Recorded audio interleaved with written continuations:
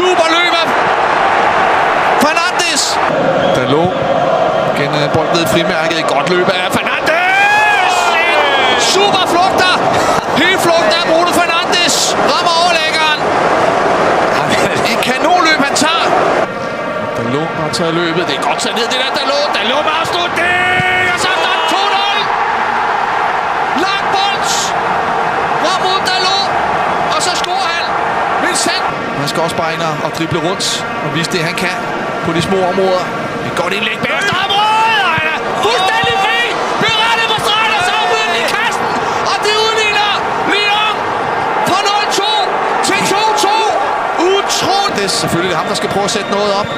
Glimrende bold her til Emon. Her er det godt afsluttet! Det er løgn! Det er simpelthen løgn! Manu kommer ind og scorer til 4-4 og udligner 6-6 samlet. Casemiro i bagerste område.